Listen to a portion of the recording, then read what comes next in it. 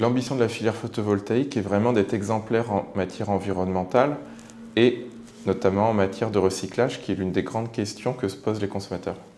La fonction de l'unité de Veolia-Rousset, à côté d'Aix-en-Provence, est de traiter l'entièreté des panneaux photovoltaïques de type cristallin pour l'ensemble de la France sur le site. Les panneaux solaires qui arrivent sur le site sont collectés par notre partenaire PV Cycle. PV Cycle est un éco-organisme à but non lucratif et agréé par les pouvoirs publics. L'arrivée du panneau, il est pesé afin de pouvoir renseigner le bordereau de suivi des déchets.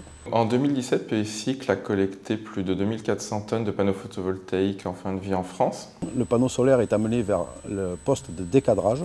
Le décadreur va retirer simultanément le cadre à lui, ainsi que le boîtier de connectique et des câbles. Phase d'après, une fois que le robot a saisi le panneau, il va le déposer sur un tapis qui va l'amener vers ce qu'on pourrait appeler un massicot, où le panneau va être débité en petites tablettes, ce qui va permettre son introduction dans le process.